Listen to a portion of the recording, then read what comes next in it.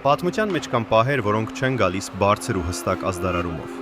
Չկա մեկ օր, մեկ ելույթ կամ մեկ ստորագրություն, որը միանգամից փոխում է ամեն ինչ։ Ազատությունը ձևավորվում է դանդաղ, ցավով, անորոշությամբ, երբեմն քաոսով, հազարավոր մարդկանց հազարավոր փոքր որոշումներից։ 1990-ից մինչև 1991 թվականները հենց այդպիսի տարիներ էին Հայաստանի համար։ Այն, ինչ հիմա կտեսնեք, դասագրքային պատմություն չէ։ Սա փորձ է հասկանալու, ինչպես իրականում եղավ ամեն ինչ։ Ինչպես մի փոքր խորհրդային հանրապետություն դեռ ծանրացած տասնամյակների լռությամբ սկսեց համարձակվել ասել. մենք կանք եւ մենք ինքներս ենք որոշում մեր ճանապարհը։ Այս ֆիլմը ստեղծվել է մեր Մխիթար Սեբաստացի կրթահամալիրի հետազոտական վարժարանի, հետազոտական խմբի կողմից։ Ամիսներ շարունակ մեզ մեկ հարց էր տանջում. իրականում ինչպես եղավ այս ամենը։ Ոչ միայն քաղաքական իրադարձությունները, ոչ միայն ամսաթվերը եւ որոշումները, այլ ամենի ներսը։ Ինչ էին մարդիկ զգում, ինչ էին ռիսկի տակ դնում, ինչ են հիշում այսօր, 30 տարի անց։ Դրա համար մենք երկու բան արեցինք։ Մենք հանդիպեցինք այն մարդկանց հետ, ովքեր այդ օրերին պատմություն էին կերտում, քաղաքական գործիչներ, նախարարներ, եւ խնդրեցինք նրանց հետ վերադառնալ այդ ժամանակ, պատմությունների միջոցով։ Հետո դուրս եկանք Երևանից, գնացինք սահմանամերձ մարզերի գյուղերը։ Այնտեղ, որտեղ մարդկանց պատմությունը հաճախ չի մտնում պաշտոնական գրքերի մեջ, բայց հենց նրանք էին առաջինը զգում, որ ինչ-որ մեծ բան է փոխվում։ Իսկ այն, ինչ ստացվեց մեր հետազոտական աշխատանքի արդյունքում, այս ֆիլմն է։ Գերագույն խորհրդի որոշումը Հայաստանի Հանրապետության անկախության հռչակման մասին։ Հավատարիմ մնալով Հայաստանի անկախության մասին հռչակագրին, հենվելով մարդու իրավունքների եւ ազատ ինքնորոշման միջազգային նորմերի վրա, նպատակ ունենալով ստեղծել ժողովրդավարական իրավական հասարակարգ, հիմք ընդունելով 1991 թվականի սեպտեմբերի 21-ի ԽՍՀՄ կազմից դուրս գալու մասին անցկացված հանրաքվեի արդյունքները Հայաստանի Հանրապետության Գերագույն խորհուրդը հռչակում է Հայաստանի Հանրապետությունը անկախ պետություն։ Մենք ևս մեկ անգամ ականատես եղանք պատմությանը։ Արամ Մանուկյանը այն մարդն էր, ով այդ օրը հնչեցրեց մի որոշում, որը տարիներ շարունակ հասունանում էր։ Նա հայտնվել էր պատմության եւ պատասխանատվության խաչմերուկում, ընթերցելով այն խոսքերը, որոնք ընդմիշտ փոխելու էին երկրի ընթացքը։ Մեր հետազոտական խումբը պատիվ ունեցավ անձամբ հանդիպելու նրան եւ հարցազրույց անցկացնելու, որի ընթացքում նա իր տեսանկյունից ներկայացրեց անկախության ձեռքբերման գործընթացը, պատմելով որոշումների, անորոշությունների եւ այն զգացողության մասին, թե ինչ էր նշանակում կանգնել այդ ամբիոնի մոտ ու հնչեցնել պատմական այդ խոսքերը։ Ընտրությունները Գերագույն խորհրդի ժամանակ կոչվում էր Գերագույն խորհուրդ, Գերագույն խորհրդի ընտրությունները եւ մայիսին 90 թվականի մայիսին հայոց համազգային շարժման թեկնածուները հաղթեցին խորհրդարանական ընտրություններում։ Դա սովետականության օրենքներով անցկացվող խորհրդարան էր եւ ես այդ խորհրդարանի անդամ եմ եղել, կոչվում էր Սովետական սոցիալիստական Հայաստանի Սովետական սոցիալիստական հանրապետության Գերագույն խորհուրդ, այսօրվա ազգային ժողովը, խորհրդարանը։ Մենք հաղթեցինք այդ ընտրություններում կոմունիստներին, երկու հիմնական ուժ կային, հայոց համազգային շարժում դեմոկրատական ուժերը եւ կոմունիստական կուսակցության, այսպես իմպերիալիստական կամ սովետական միությունը պահելու կողմնակից ուժերը։ Մենք հաղթեցինք, բայց մեծամասնություն չկազմեցինք։ Մենք ունեինք ավելի շատ ձայն, քան կոմունիստները, բայց մեր ձայները բավարար չէր, կեսից ավել չէր, որ բոլոր որոշումները մենք կարողանայինք անցկացնել։ Երկու փուլով ընտրություններ եղավ, հուլիսին էլ ընտրություն եղավ, դատարկ տեղերի ընտրություն եղավ, ես ընտրվել եմ հուլիսին 90 թվականի եւ էլի մեծամասնություն չկազմեցինք, շատ էինք, բայց 50% չէր ասնում մեր թիվը եւ այդ ժամանակ որոշ կոմունիստ պատգամավորներ անցան մեր կողմ։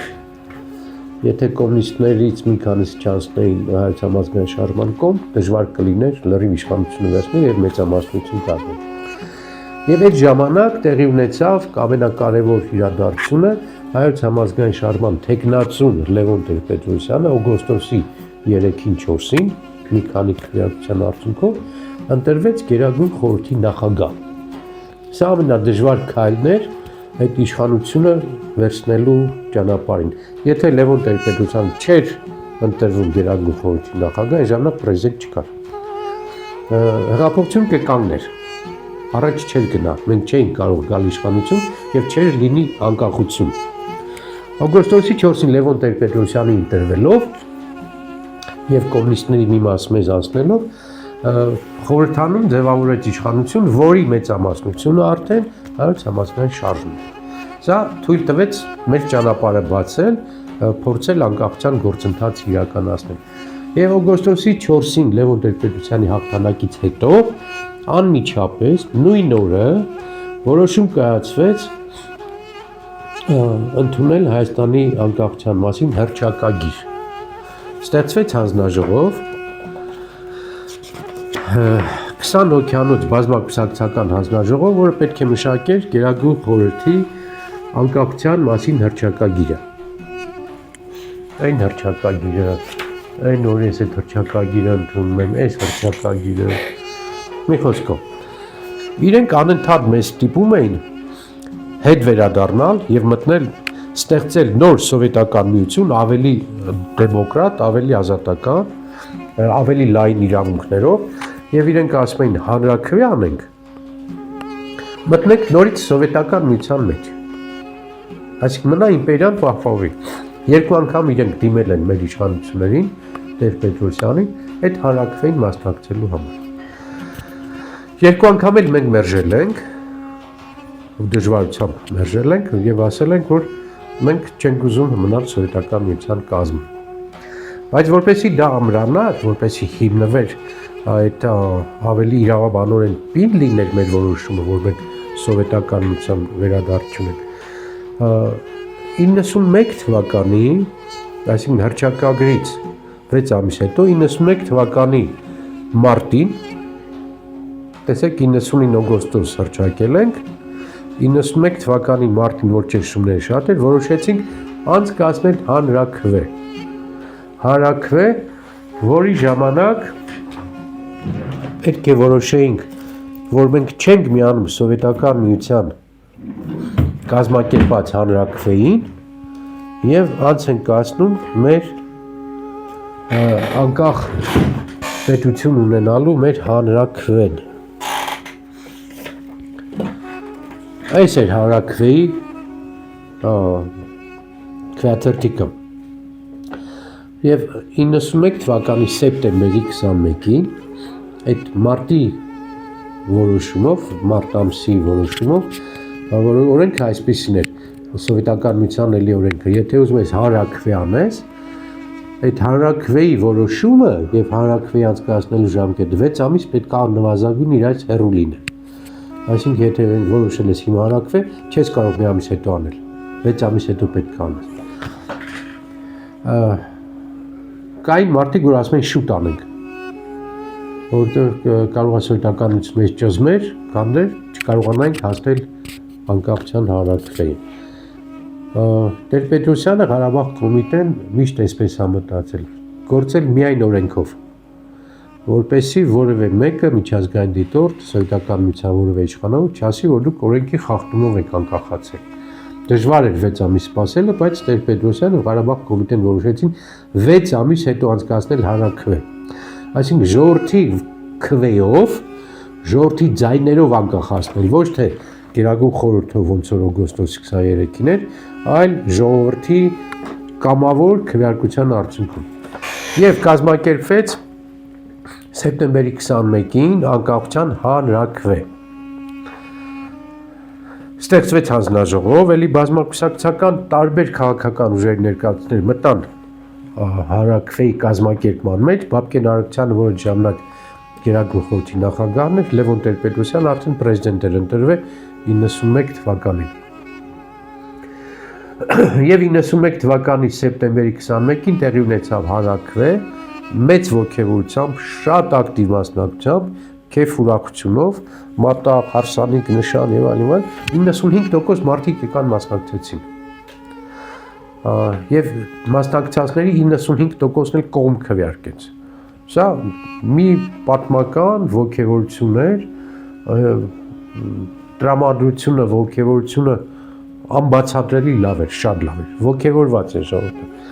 Եվ այդ բարձր տոկոսներով, քվեաթերթիկով, որի հարցը այսպեսին էր, համաձայն է, որ Հայաստանի Հանրապետությունը լինի անկախ ժողովրդավարական պետությունը ԽՍՀՄ կազմից դուրս։ Պետք էր նշել այո կամ ոչ է։ Եվ այոն թողեցին ժողովրդի 95%, այդ պատմական փաստաթուղթն է քվեաթերթիկը։ Երբ որ հանրաքվեն տեղի ունեցավ, հանրաքվեի հանձնաժողովը ամփոփեց արդյունքները, այդքան բարձր տոկոսով, եւ Պապկեն Արաքչյանը, որը Գերագույն խորհրդի նախագահն էր, հայտարարեց, որ հանրաքվեն անցել է եւ Հայաստանը պատրաստ է արդեն հռչակելու իր անկախությունը։ Ամսի 23-ին, դա ինձ 2 օր հետո, ամփոփելով արդյունքները, Գերագույն խորհուրդը անցկացրեց արտահերթ նիստ։ Եվ այդ արտահերթ նիստում ես ինձ տվեցին այդ փաստաթղթի դերձումը, կարդացի Հայաստանի Հանրապետության Գերագույն խորհրդի որոշումը Հայաստանի Հանրապետությունը անկախ հռչակելու մասին։ Մեր հետազոտության երկրորդ փուլը մեզ հեռացրեց քաղաքական կենտրոնից, ելույթներից, խորհրդարանի դահլիճներից եւ պաշտոնական հայտարարություններից։ Եվ թերևս հենց այս հատվածն էր մեր աշխատանքի ամենակարևոր մասը, որովհետև պատմությունը միայն այն մարդկանց կողմից չէ գրվում, ովքեր առաջնորդում են այն։ Այն գրում են նաև նրանք, ովքեր ապրում են դրա միջով։ Որպեսզի հասկանանք, թե անկախությունը ինչ էր նշանակում Երևանից դուրս, մենք մեկնեցինք Հայաստանի սահմանամերձ շրջաններ՝ Տավուշ եւ Սյունիք, վայրեր, որտեղ 1990 եւ 1991 թվականների իրադարձությունները հեռավոր քաղաքական գործընթացներ չէին, այլ անմիջական իրականություն։ Այնտեղ մենք զրուցեցինք մարդկանց հետ, ովքեր սեփական աչքերով տեսել ու ապրել էին այդ տարիները, ոչ որպես քաղաքական գործիչներ, ոչ որպես պատմաբաններ, այլ որպես գյուղացիներ, ընտանիքներ եւ այդ ժամանակների կենդանի վկաներ։ Մարդիկ, ովքեր անորոշությունն ու լարվածությունը զգացել էին դեռևս այն ժամանակ, երբ այն դեռ չէր հասել մայրաքաղաք։ Մարդիկ, ովքեր ապրել էին վախի, հույսի եւ գոյատևման պայքարի մեջ միաժամանակ։ Եվ շատ արագ պարզ դարձավ մի բան. անկախության պատմությունը բոլորի համար նույնը չէր։ Ոգևորվածների հատկապես այդ ցույցերի այդ ժամանակահատվածում, որ դասի չգիտեն կարավելս դրանից ոգևորվում, բայց մեծերի մոտ այդ մտավախությունը կար։ Շատերը մտավախված էին, որ եթե սովետական միությունը չլինի, մենք ոնց կանենք, ինչ կանենք, գլխներից ինչ կգա։ Ինքնուրույն ոնց կապրենք։ Հա, ինքնուրույն ոնց կապրենք, ճանապարհ չունենք, ուր չունենք, այս չունենք, այն չունենք, մի խոսքով եթե նրանք տարվաճիշտ էին ասում, իմաստը, որ շատ դժվար են կապրելու։ Ու այդ ականատեսը եղան, հա, դժբախտաբար այս սահմանային գյուղերն էլ առճակատման մեջ մտան ու ամենաառաջին ալիքը հարվածը մեզ հայրացեց, այդ անկախության տարիների հայրացին ենք ստացել։ Հիմա մի քիչ առասուրացում էինք, որ հիվանդությունները շատացել ու մեր երիտասարդներն ասում են մենք ծնվել ենք այն սովի, չգիտեմ, տարիներին, դժվար տարիներին, բնականաբար մեզանից ծնված երեխաներն էլ ավելի վատառողջություն կունենան, քան թե մերն է։ Մի խոսքով այս անկախությունը եւ իր լավ կողմերն ունի եւ իրեն թերություններն ունի, պարզապես անկախությունը դե ճիշտ օգտագործել։ Ոչ թե օգտագործել որպես բառի իմաստով, որ մենք անկախ ենք։ Այլ իրականում դա պիտի։ Հա, դա իրականում պիտի գոյություն ունենա, իսկապես այդ անկախությունը։ Մեզ հետաքրքիր է այս ավելի երիտասարդ սերունդը ինչ համտածում ու ինչն է ընդհանուր տարբերությունը, ինչ է դուք հիշում եք ժամանակ հատվածից։ Ինչ որ Դե իրայինները չէ, որ թիվեք օրինակ։ Ես 88 թիվ եմ։ Ահա, դե ինչի հիշի բնական այդ տարիները։ Կռիվների բանն եմ հիշում։ Հիշում եք ինչ որ բաներ։ Հա, այդ կրակոցների ձայները բանը տպավորված է հիշում եմ, կամ այդ արկերից, որ տաների պատուհանները ջարդվել էր, բաներ տեսարանները բանը տպավորված է հիշում ենք։ Ու այդ 90-ականներից էլեկտրաէներգիայի անջատումները, որ գիշերները լամպի լույսի ներքո են կանդասանում, հա, երկար ժամանակ հոսանք չէր լինում։ Այդ դրանք էլ է տպավորվել։ Չգիտեմ, շատ բաներ, թեկուզ այս դպրոցական տարիներին արդեն, որ 94-ից էին հաճախում, այսքան գրենական նյութեր, ամեն պարագաները չկան մեր ժամանակներում։ Գիրք չկար։ Նոր անկախացած։ Հա, գունավորմատներ, բան, շատ սուր էր կարվում Իսկ ձեր ընտանիքներում ասենք անկախության շրջանից պատմում են զրուցել են Ֆորեջովանի լսած։ Դե մեծ էր հիմնականում, հա, այդ սովետական կարգերից գոհ են եղել, մեծամասամբ, որ խոսում են գոհ են։ Ճիշտ է, շատ են չարչարվել, տուժվել, մայրիկս, տատիկս, բայց այդ չարչարվելու հետ էլ դժգոհություն այդքան չկա։ Սովետական շրջան։ Հա, շրջան։ 91 թվականին խորհրդային ստացվեց, որ Հայաստանը անկախություն էր։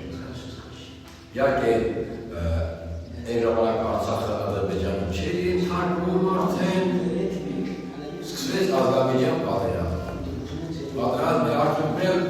կարող են մեր Արցախյան Ադրբեջանի տղաները ներկայացնել, որտեղ մեր շատ ուժեղ և